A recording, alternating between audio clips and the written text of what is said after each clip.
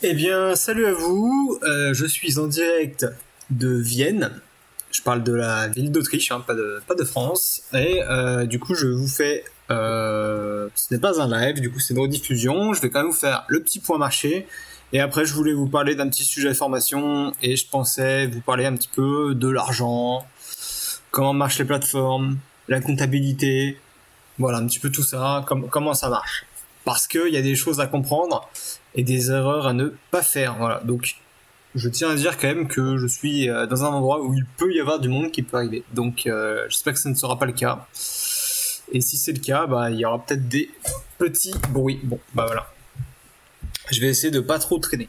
Alors pour un marché, bah moi j'ai pas trop changé de thèse à ce niveau-là. Alors vous allez me dire, vous n'êtes pas dans le pro, mais moi ça fait un certain temps que je dis quand même que voilà, je suis plutôt bière ou au mieux neutre, mais voilà, tant qu'on n'a pas réintégré ces niveaux au-dessus là, pour moi j'ai aucune raison d'être boule. Voilà, les niveaux que j'ai envie de voir réintégrer, en gros, c'est qu'on repasse au-dessus de tout ça. Mais le mieux, c'est aussi qu'on repasse au-dessus de ça et aussi au-dessus de ça. Le problème, c'est qu'à chaque fois qu'on passe un niveau, c'est des nouvelles résistances, vous voyez. Mais je dirais que le niveau principal, ça va être de réussir à passer toute cette zone ici là. Voilà. Donc tout ça, ça c'est la plus grosse résistance qu'on a ici. Vraiment la plus grosse. Déjà, si on arrive à casser les 29, enfin les 28 quoi en gros, ce sera déjà une excellente chose. Franchement, j'ai hésité à shorter là, mais voilà, moi je suis un peu en vacances, j'ai pas trop envie de trader.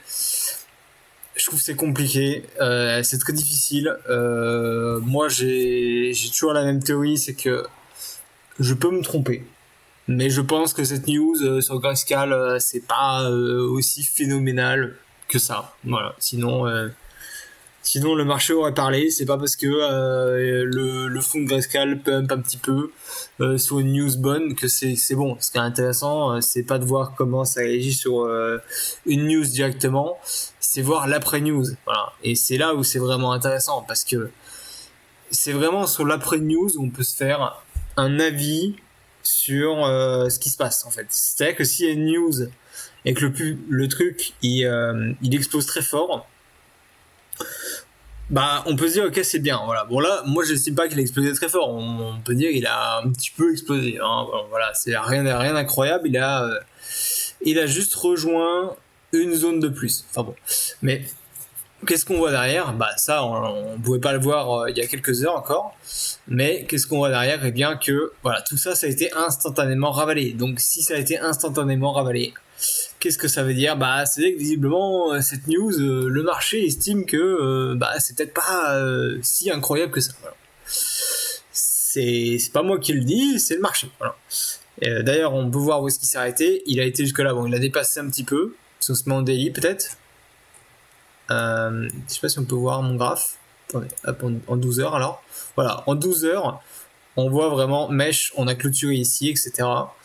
Et là, on a été retapé cette deuxième zone. Voilà, moi je suis toujours ce graphe, c'est le graphe que j'ai depuis là. Voilà, c'est mes cibles correctifs.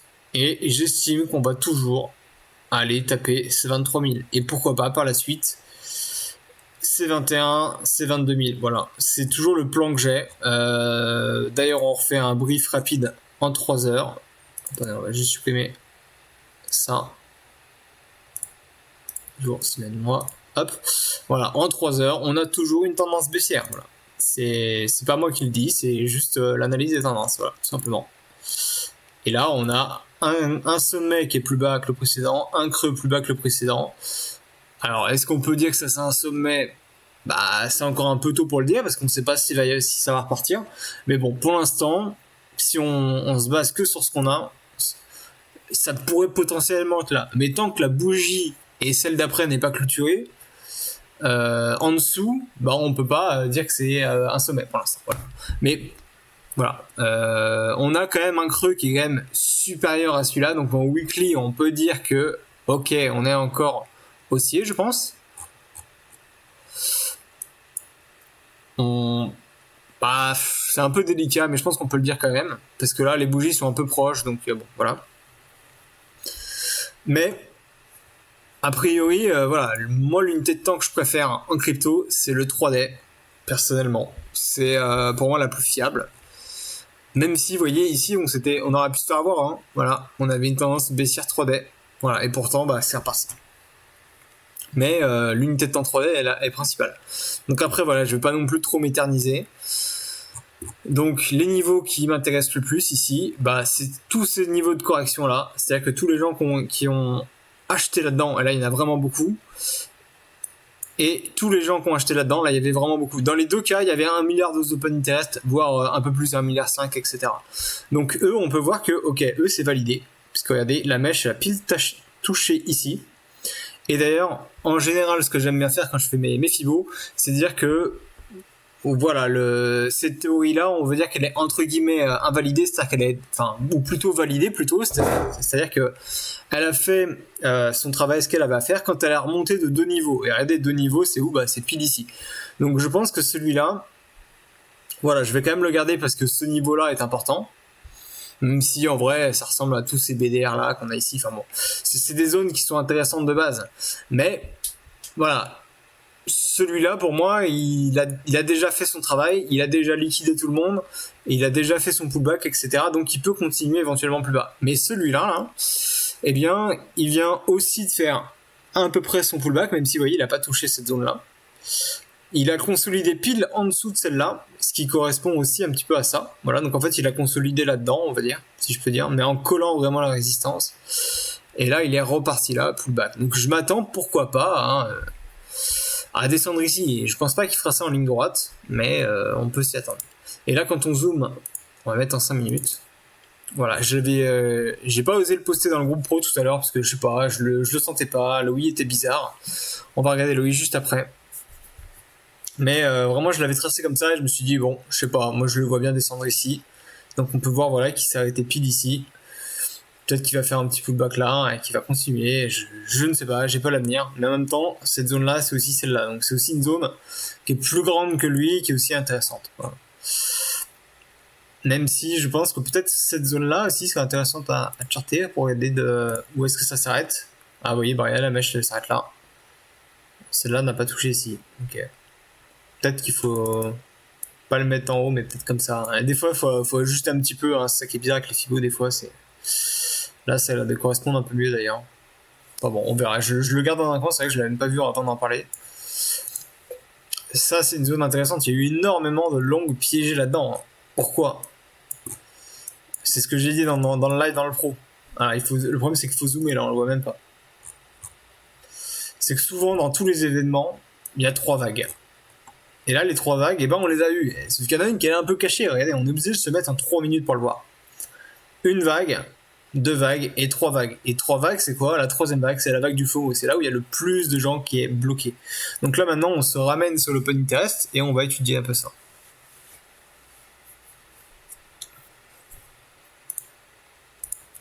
Alors, je sais même pas si je vais pouvoir l'avoir parce que là, c'est qu'en 5 minutes, j'ai pas le 3 minutes. Et j'ai peur qu'en 1 minute, ça bug. Alors, donc ça, c'est une news, hein, donc c'est normal que ça amène du FOMO. Voilà. Alors, en l'occurrence, c'est délicat de savoir exactement ce qu'il y a dans ce open interest. Il y avait plusieurs choses à savoir. Les fundings étaient négatifs. Alors, est-ce que je vais les avoir? Je vais les mettre ici. Mais pourquoi est-ce que c'est potentiellement un piège de dire qu'il y avait des fundings négatifs? C'est intéressant, hein. C'est qu'en fait, il y a eu un énorme achat spot là-dedans. Donc s'il y a un énorme achat spot, ça veut dire quoi? Eh bien, ça veut dire que les spots, ils vont pousser le prix à la hausse et qu'il va y avoir un premium sur le spot par rapport au futur. Voilà. Donc, qu'est-ce que ça veut aussi dire? Eh bien, quand on a ça, ça veut également dire que le prix du spot va être plus haut. Et donc, si le prix du spot est plus haut, ça met mathématiquement les fundings en négatif. Ça sert à ça, en fait. Les fundings, ils servent à rééquilibrer le prix. Donc, il y a eu énormément d'achats spot. Donc, en premier lieu, on peut se dire, ouais, c'est bien d'avoir des achats spot. C'est une bonne chose, voilà. Sauf que, ici, c'était un peu biaisé. En plus, il y a de fortes à parier qu'il y avait énormément de shorts qui se sont placés tout du long, avec des ordres qui attendaient par là, voilà. Donc, voilà, c'était pas extrêmement fiable. D'ailleurs, si on prend juste le Fibo ici, comme ça, est-ce qu'on n'est pas sur les 0,7? Je peux checker ça? Ah non, on est en dessous, ok. Donc voilà, en termes de funding, bon, on repasse dans le rouge, hein, je pense que les gens ils sortent le bottom, mais voilà, comme je vous ai dit, moi je vois bien le bottom aller un petit peu plus bas. On verra ce que ça donne, hein. Je sais pas, la science infuse.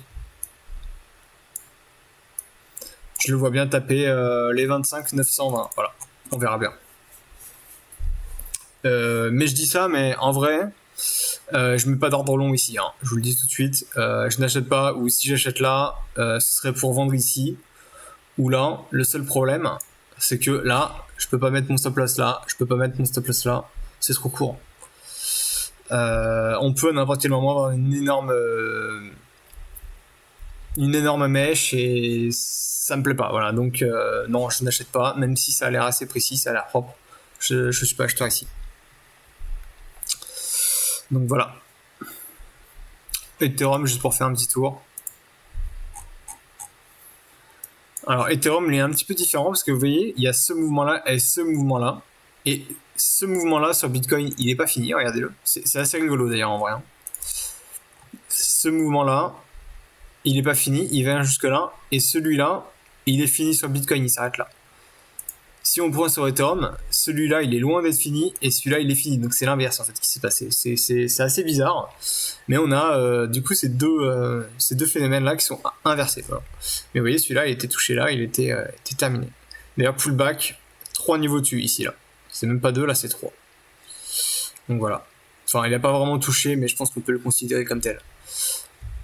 Si on zoome en 15 minutes, d'ailleurs, on va juste rester ce petit Fibo là. C'est peut-être pas très fiable, parce que je peux le mettre en 3 minutes peut-être. Ouais, c'est peut-être un peu mieux. Bon, je sais pas. Là, on voit que ça touche. C'est délicat, donc peut-être 1620, mais c'est délicat, ça ravale tout, ça retape le bas du range. Voilà. A priori, Ethereum, hein, c'est exactement comme Bitcoin. C'est-à-dire que les deux sont en tendance baissière. Et Ethereum a une tendance bien plus baissière que Bitcoin. Parce que là, on parle d'un truc weekly, enfin, on parle d'un... J'ai pas besoin de vous faire un dessin, hein. Le haut ici, c'est un énorme haut, de même en weekly, vous voyez. C'est qu'il y a les fibos qui gâchent un peu tout. Le haut, le bas, si on prend le bas extrême, alors on peut prendre lui, mais on prend le bas extrême, donc lui, le haut, le bas. Donc là, quoi qu'il en soit, eh bien, on a vraiment eh bien, une vraie tendance baissière en weekly. Donc ça, c'est pas très bon. C'est pas très bon. Donc voilà. Ah oui, là, je suis sur le logarithmique. Hop, voilà. Peut-être si j'étais sur un logarithmique là-dessus, non?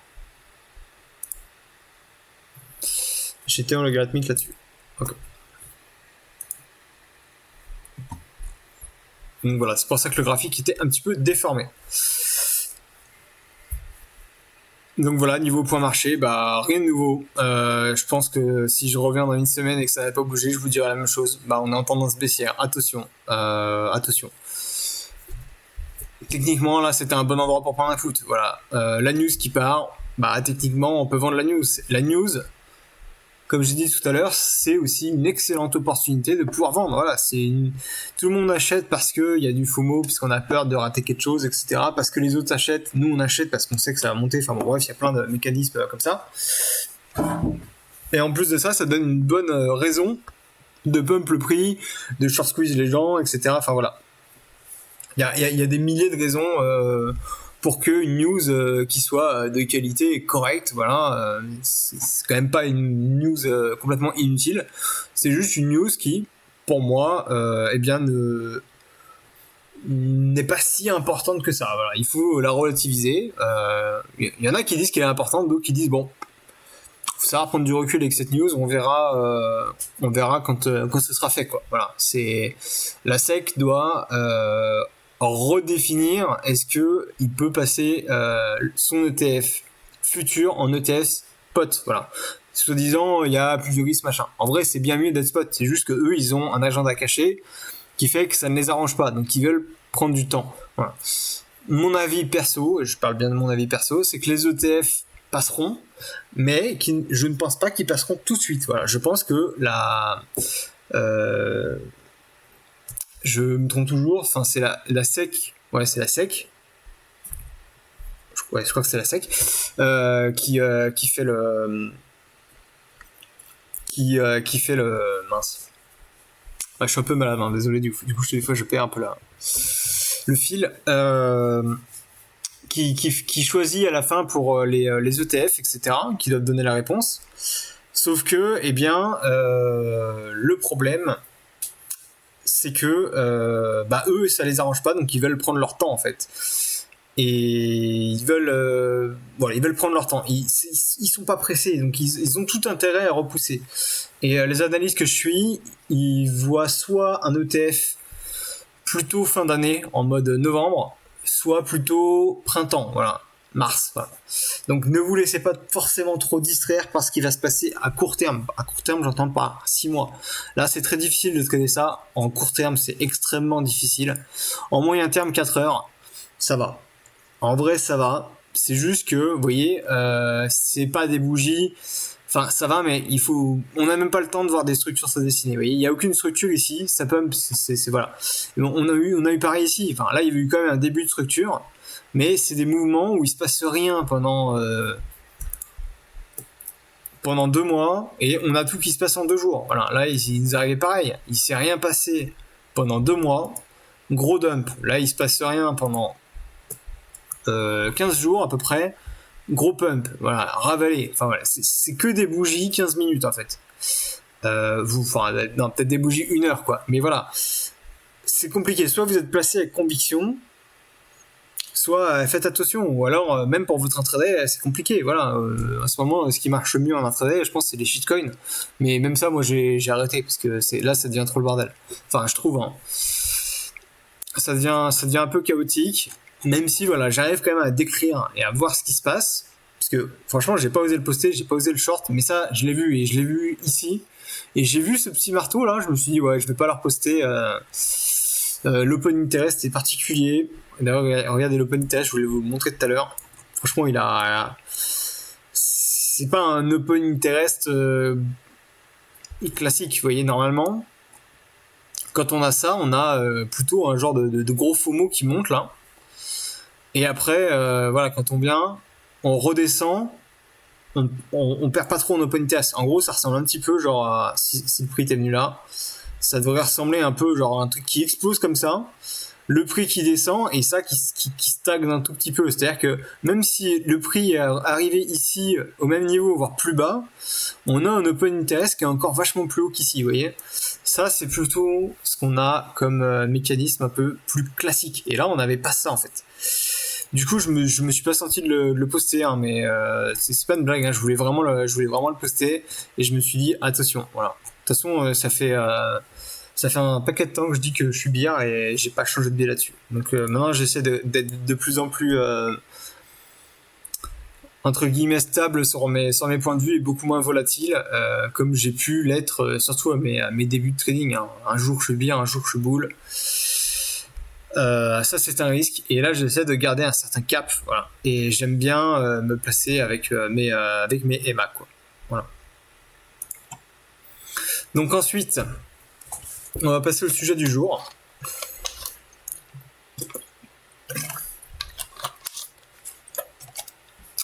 Donc le sujet du jour, je voulais parler un petit peu de la comptabilité en trading et comment marchent un petit peu les exchanges. Alors je ne suis pas un expert en carnet d'ordre, etc. Non, ce n'est pas le cas. Mais, je vais quand même vous expliquer comment ça marche. Donc la base.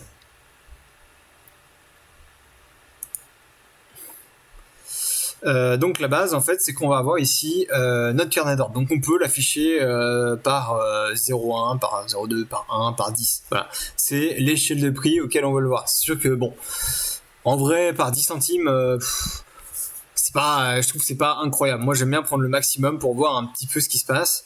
On peut voir un petit peu la profondeur, tout ça, mais je sais pas, sur Bybit, j'ai pas trouvé comment on fait pour l'agrandir, parce que là, en fait, on voit pas grand-chose. Alors, j'ai des petits problèmes internet, donc c'est encore un peu plus lent.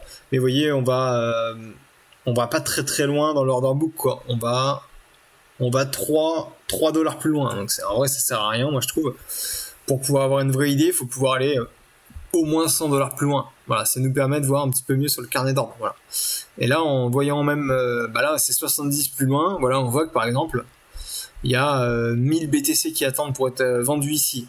Et là, si on va 20 dollars, non, 80 dollars plus bas, on a 1000 BTC à l'achat. Voilà. Donc c'est vrai que nous, on n'est pas des baleines, donc on s'en fout. On peut acheter au marché comme ça. Ici, on est déjà fil. Je veux dire, quand on achète, je pense qu'il y a assez peu de monde qui achète des scalps avec un BTC. Bon, il y en a sûrement qui le font, hein, mais c'est pas fréquent. Vous achetez pas 50 BTC. Ou alors, voilà, vous êtes un cas rare. Mais je pense que la plupart d'entre vous n'achètent pas 50 BTC. Même sur les alts, en vérité, les carnets d'ordre sont pas très remplis. Mais la plupart d'entre vous, vous n'avez pas de problème. Parce que c'est quand on commence à miser. Alors 100 000 sur le Bitcoin, c'est que dalle. Vous voyez, 100 000, c'est 2 Bitcoins. Hein. Non, pardon, maintenant c'est 4 Bitcoins. Je suis encore bloqué à 60 000, mais bon. Du coup, là, c'est 4 Bitcoins. Bon, bah voilà, 4 Bitcoins, c'est absorbé instantanément. C'est-à-dire que là, vous faites rien. C'est-à-dire que si juste on met 1, là déjà, sur le prochain palier, eh bien ici vous avez déjà 70 bitcoins en fait. Donc vous êtes sûr d'être rempli quoi. Voilà, c'est sûr et certain. Vous allez avoir aucun problème. Et imaginons on prend un shitcoin, genre le Akaero. Bon. Bah celui-là, alors là on prend 0,01. Moi je prends toujours le max parce que ça me donne une meilleure idée, parce qu'en vrai c'est pas très loin. Le 80 il est juste ici quoi. Donc bon voilà. Là, vous avez le droit à 3, on va dire 5000 Akaero. Donc 5000, juste pour voir, ça fait... Alors pourquoi je peux pas voir le prix là? Ah oui, parce que ça a changé là récemment. Normalement, ça me met ce que ça... Donc là, je suis en x10, ça vaut 800 dollars. 800 dollars de valeur. Donc là, 800 dollars, bon, là vous allez me dire, là c'est pas beaucoup. Ok, là vraiment c'est pas beaucoup. Mais par contre, si on va prendre 800 dollars, non, il doit y avoir un problème là.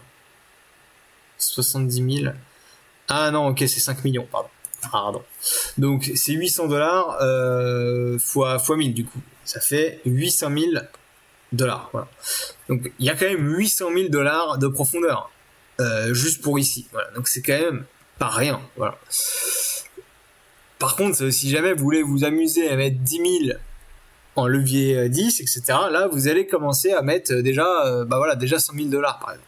Imaginons. Si vous mettez 100 000 dollars, eh ben, vous allez avoir du slippage, c'est-à-dire que vous allez vendre là au marché, si jamais vous mettez un ordre au marché stop loss, etc., parce que là, c'est des moments où il y a de la liquidité, il n'y a pas de problème. Mais si jamais on commence à avoir des bougies comme ça, la liquidité, elle va commencer un peu à disparaître, vous voyez. Et si vous voulez acheter vendre 100 000 dollars en marché, vous allez faire une bougie en fait. Vous allez littéralement faire une bougie comme ça de vente, parce que il y aura pas d'acheteurs en fait, et ça va descendre le prix, ça va pousser le prix. Voilà. Ensuite, comment est-ce que est comptabilisée la comptabilité en finance mondiale? Je parle bien en finance mondiale. On parle du mark to market. Donc qu'est-ce que ça veut dire que le mark to market? C'est combien vous avez d'argent sur votre compte en fait, en réalité. Voilà. Par exemple, ici sur mon compte, j'ai en balance possible 465. Voilà. Et en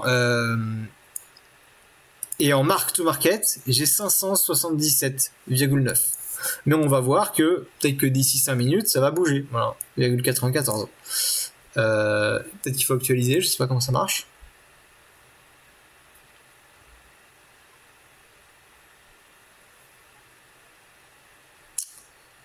Voilà, là on est passé à 90. Bon, pas grand chose, mais voilà, ça a bougé. Pourquoi? Qu'est-ce que ça veut dire?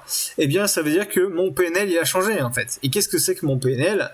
C'est rien de plus que le prix de mon actif plus, les gains réalisés. Donc eux ils sont déjà comptés, parce qu'eux ils ne bougent pas, mais c'est les gains non réalisés qui vont faire bouger le PNL en fait. C'est-à-dire que les gains réalisés, eux c'est déjà banqué, donc ça c'est indicatif, mais moi ce qui me compte c'est la valeur de mon actif en fait. Et moi mon actif ici je l'ai acheté pour 300 dollars par exemple, Sauf que entre temps, il a pris 17$. Mais imaginons mon truc qui fait x2. Eh bien, ma position de base, elle vaut toujours 1,5 BNB et je vais toujours acheter 300$. Sauf que là, j'aurai 300$ de PNL non réalisé. Donc mon compte, il sera en gros de 800, quoi. Je fais un arrondi grossier. Il sera à 800. Et du coup, mon compte en mark to market, il vaut 800. Voilà, ça c'est important de le savoir. Du coup, c'est comprendre que en fait, notre comptabilité en mark to market, c'est la totalité des actifs qu'on a fois le prix du marché, en fait. En réalité, c'est ça, parce que bon, là, on s'amuse à faire des calculs avec le PNL non réalisé, mais la réalité, c'est que c'est tout bêtement avec en multipliant la valeur de notre actif et la quantité, la valeur au marché. Donc la valeur au marché, c'est celui-là. Voilà. Ici, là, sur le Akero, si on prend le BNB plutôt, voilà pour l'exemple, la valeur au marché, c'est celui-là, donc c'est 217. Et si on prend 217 fois 1,5, eh bien ça va me donner combien vaut mon actif maintenant. Donc voilà, on va le faire tout de suite. 217 fois 1,5, ça vaut 325,5. Donc on peut voir ici là les 308 et les 17, ça fait 325. Donc ça veut dire quoi? Ça veut dire que si j'ai plein d'actifs, donc là par exemple, très bien, là j'ai un actif négatif, bah lui en fait il vaut 25 moins 1$. Voilà, donc en réalité celui-là il vaut 24. Voilà. Et donc mon prix mark to market, ça va être eh bien tout simplement ma balance en dollars.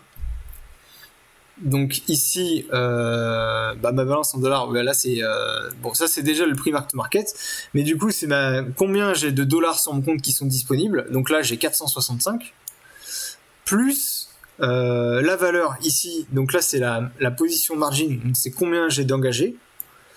Donc là c'est parce que je suis en x50, voilà, donc x50, attention si vous êtes en isolé, un risque de liquidation, tout ça. Bon, c'est pas le cours du jour, mais j'ai que 6$ d'engagé ici. C'est pour ça que ça fait des gros PNL, c'est parce qu'on est en x50. Et moi, je trade en cross pour ne pas être embêté par ça. En fait, je m'en fous de savoir si j'ai moins 200 ou moins 500% sur un compte, en fait. Moi, tout ce qui...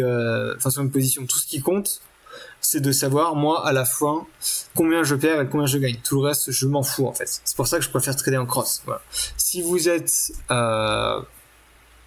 moins rigoureux et que ça peut vous arriver de vous faire liquider, bah écoutez, trader en isolé, mais moi de mon côté je trouve que c'est plus pratique, voilà, c'est plus pratique. Par contre, faut avoir la rigueur de mettre un stop loss, tout ça, parce que si vous mettez un x50 avec du vrai capital, hein, là j'ai mis 6$, donc c'est que dalle, hein, c'est 1%. Mais si jamais vous mettez du x50 avec 20% pour un scalp et que vous avez oublié le stop loss, bah vous pouvez vous faire liquider tout votre compte, quoi. Mais bon, voilà, du coup ce qui compte c'est notre balance disponible et ajouter du coup toutes les valeurs qu'on a là en fait. Donc les valeurs qu'on a là, donc c'est le position de margin.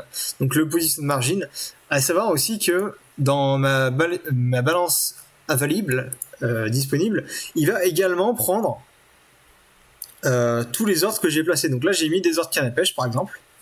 Et tous ces ordres canne à pêche, eh bien, ils me requièrent du collatéral. Donc là, c'est pas marqué où c'est, mais par exemple si je mets 2 BNB en x50, bah ça va me coûter par exemple 10$ à peu près, tu vois.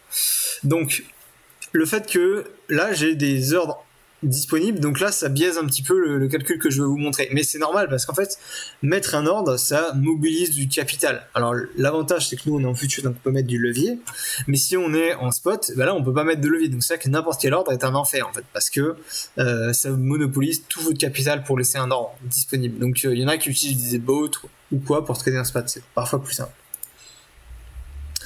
Donc pour revenir ici, donc là ce qui compte du coup c'est notre position margin et les gains non réalisés. C'est-à-dire en fait au final le prix de la position, la quantité fois le prix au marché de tous les actifs. Voilà. Et c'est comme ça qu'on fait la quantité de notre compte. Et ça marche pour absolument tout. C'est-à-dire que si jamais vous avez d'autres actifs, du spot, des positions futures, des options, parce que les options c'est pareil, hein. En fait les options ça se calcule un petit peu différemment, mais ce qui compte au final c'est votre PNL non réalisé fois tout ce que ça vaut, etc. en fait, en réalité. Parce que ce PNL non réalisé il se calcule de la même façon que je vous expliquais, quantité fois le prix au marché, voilà. Et c'est comme ça que on fait notre comptabilité dans le monde, en tout cas actuel. Une seconde, je vais allumer la lumière.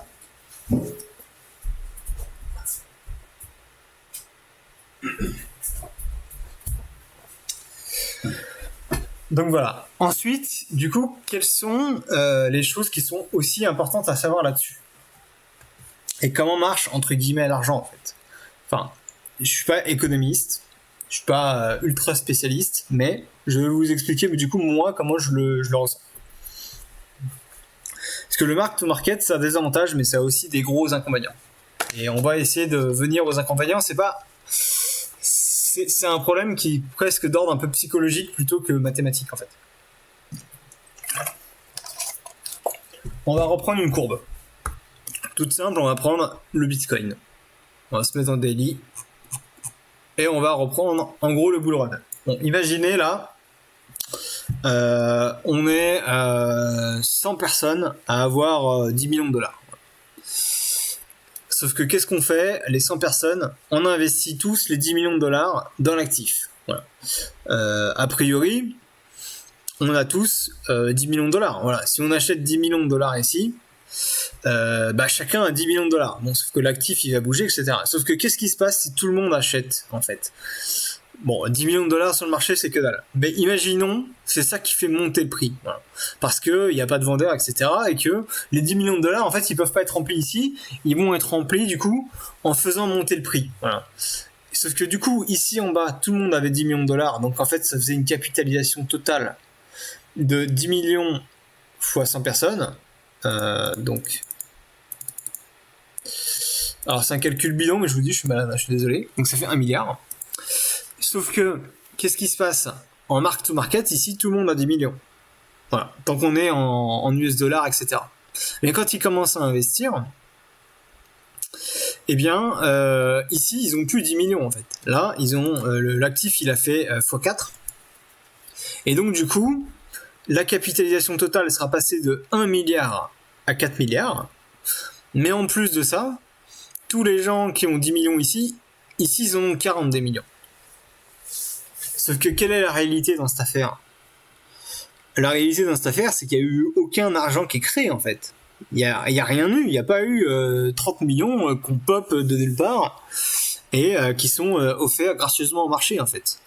Non, c'est le mark-to-market qui dit que tout le monde est davantage enrichi, puisque tout le monde a un actif qui, au jour J, vaut plus cher. Et ça, c'est important de le comprendre.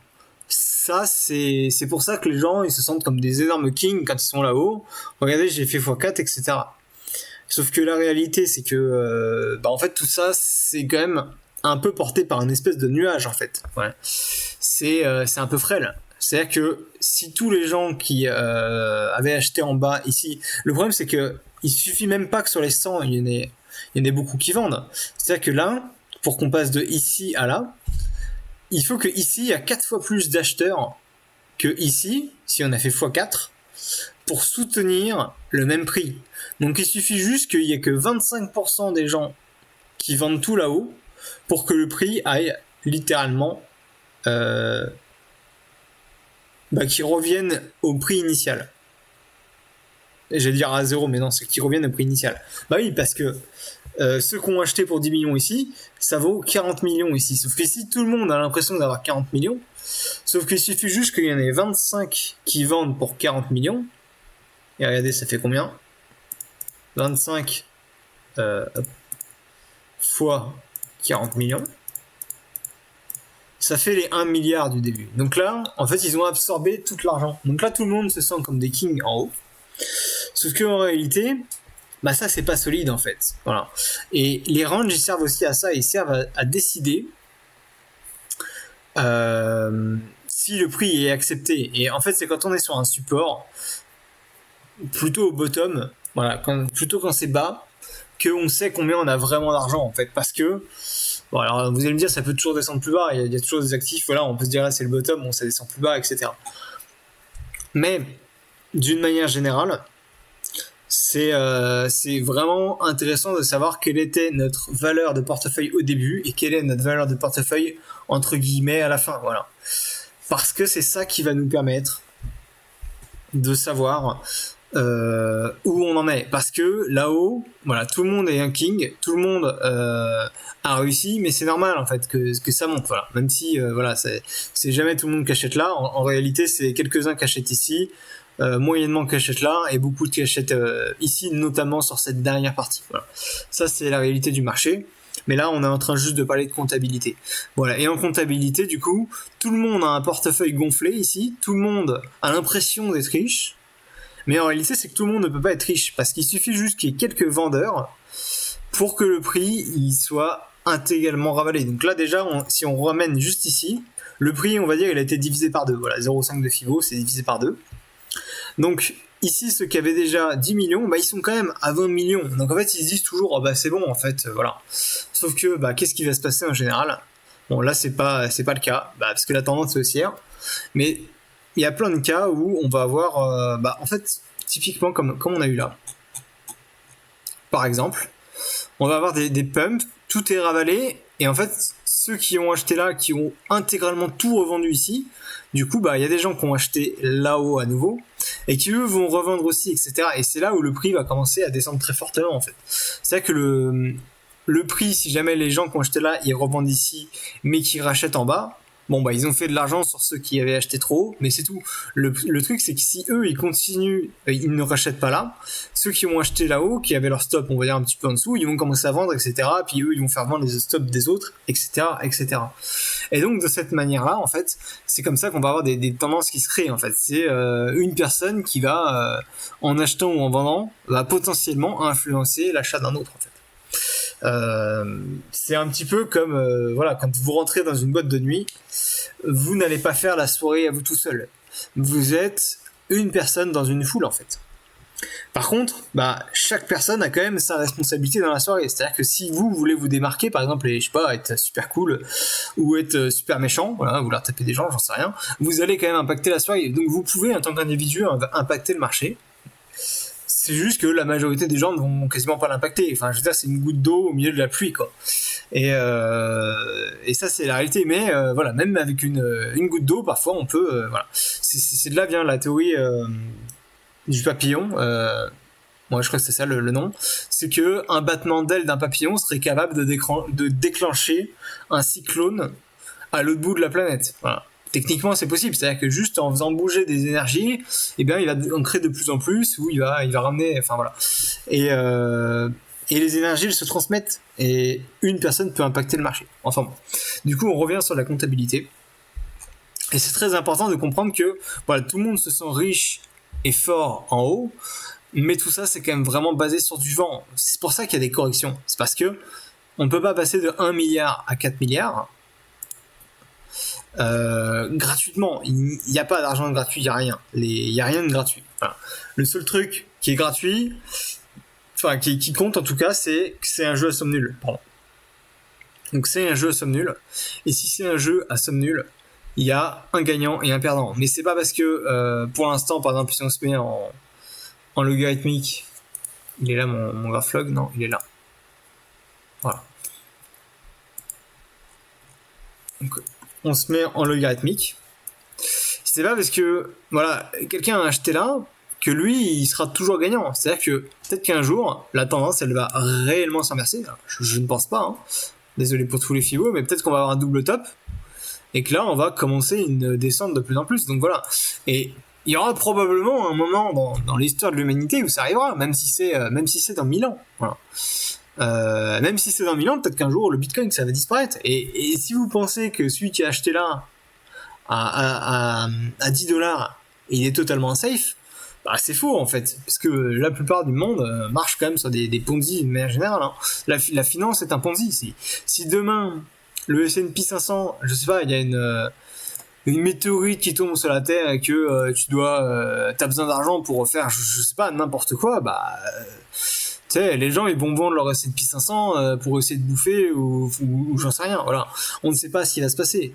Tout ce qu'on est sûr, c'est que on n'est jamais sûr de rien. Voilà. Alors forcément, quand c'est un krach boursier, c'est quelque chose. Si jamais c'est une météorite qui nous change en ère glaciaire, c'est une autre histoire. Voilà. Donc faut pas croire que que les gains qui ont été accumulés là-dedans ne seront jamais vendus. Voilà, c'est faux. Les gens qui ont acheté là, ils n'ont pas acheté pour faire plaisir au S&P 500. Voilà. Si le prix ne corrige pas pour le moment, c'est pour une seule et unique raison. Et cette raison, c'est quoi ? Eh bien, c'est tout simplement que, ils croient encore que ça va monter. Voilà, c'est tout. C'est tout. Et c'est aussi parce que il y a toujours plus d'acheteurs. C'est un qui croit que ça va encore, il pense que ça va encore monter. Et deux, qu'il y a toujours des acheteurs qui sont présents. Il faut les deux, parce que c'est bien de le croire, mais s'il n'y a pas d'acheteurs, c'est pas bon. Et s'ils n'y croient plus, ils sont vendeurs. Voilà. Donc, ici, on a une tendance qui est fortement haussière, essentiellement parce que, du coup, on a toujours beaucoup d'acheteurs qui sont dans le circuit. Voilà. Bon, on a l'impression qu'il y a un ralentissement, donc je sais pas où ça va amener ça. Pour l'instant, on a un sommet plus bas ici. Mais voilà, on a toujours, en tout cas, des acheteurs. Donc tant qu'il y a des acheteurs, ça peut continuer. Mais croyez pas, un jour, ces gens-là, qui ont acheté à 1000 balles, là, ils seront très contents de les vendre à 3000, à 4500. Et même si c'est à 3000, ils sont très contents. Voilà. Ils vont dire, j'ai perdu, combien ? J'ai perdu 30%. Ouais, super, mais oublie pas que t'as gagné 200% aussi. Voilà. Donc, voilà. Les tendances sont haussières parce qu'il y a de plus en plus d'acheteurs et ça se maintient. Mais n'oubliez pas qu'un jour, ils seront toujours là pour vendre. Et que ce soit par une crise ou quoi, ça c'est autre chose. Mais on peut prendre en exemple, je crois que c'est SVB, hein, la banque là.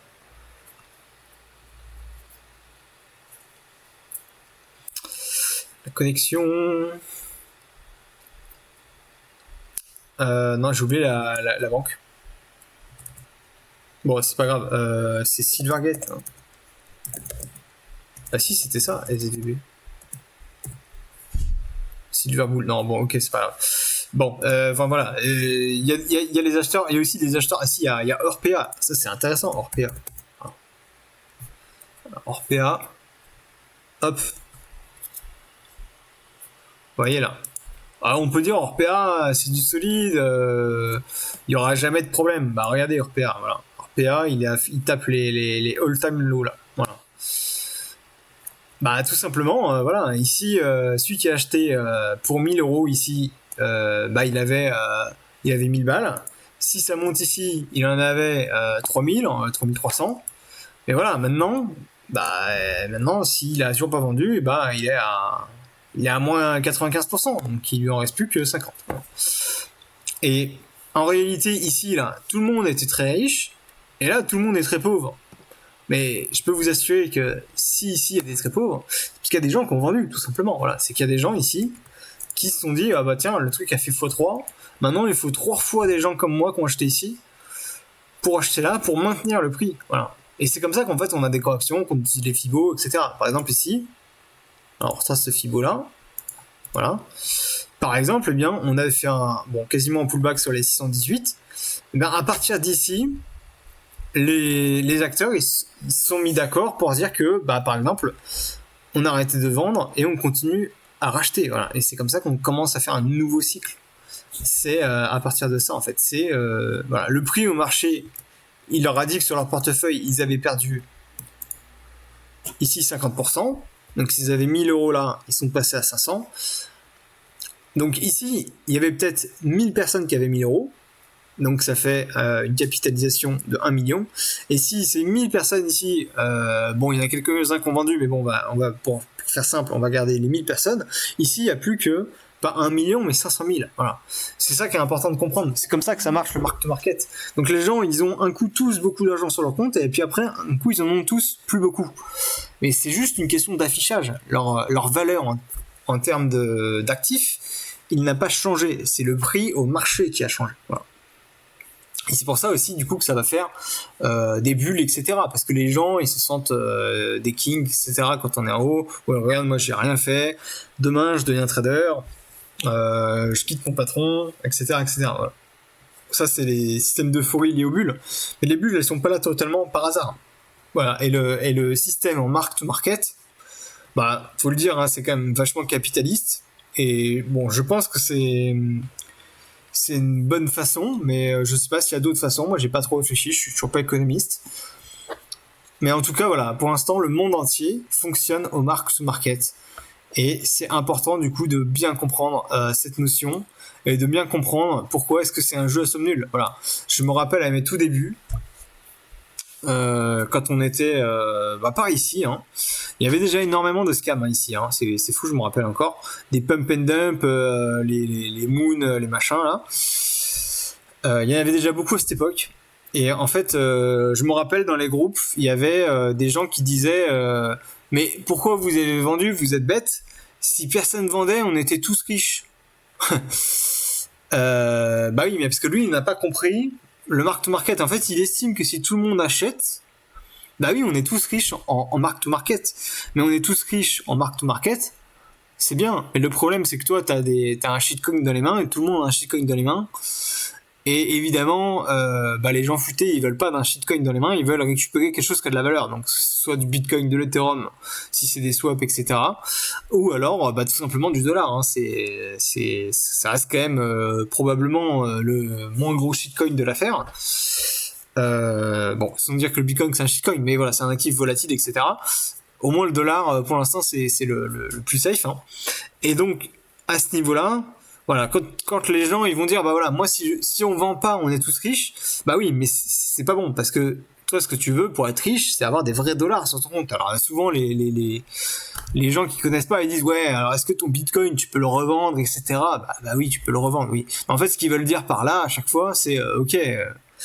J'ai de l'argent sur mon compte, mais est-ce que à un moment, si j'ai envie de repasser en euros, je peux le revendre en fait? Est-ce que à un moment, je peux reprendre mes bénéfices, je peux récupérer quelque chose qui a vraiment de la valeur? Alors dans leur tête, c'est du dollar ou de l'euro, voilà. Mais c'est en même temps, c'est pas que dans la tête. On ne veut pas avoir un shitcoin sur son compte pour du long terme. Si on joue un Ponzi, on a le droit de jouer un Ponzi, mais on sait au moins dans quoi on s'embarque en fait. Et dans quoi on s'embarque? Eh bien, c'est tout simplement un truc où le but c'est de récupérer du dollar ou un actif fiable, Bitcoin, Ethereum, le plus rapidement possible. On ne cherche pas à accumuler du shitcoin. Alors, dit comme ça peut paraître con. On ne cherche pas à accumuler du RPA. Voilà, si on peut échanger du RPA contre n'importe quoi qui a de la valeur, on le fait. Maintenant, c'est un peu tard.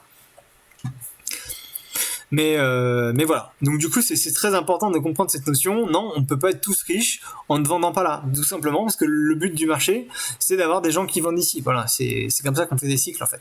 C'est celui qui a acheté là, il a envie de vendre là. Il sait, lui, celui qui est futé, que ça va redescendre, qu'on va avoir un pullback. Voilà, les 0,618, c'est souvent une zone logique et typique. Voilà.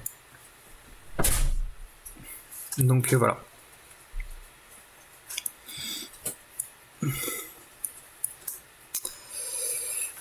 Donc voilà, c'est à peu près tout ce que je voulais vous dire sur le mark-to-market. Et puis voilà. À une prochaine. Ciao.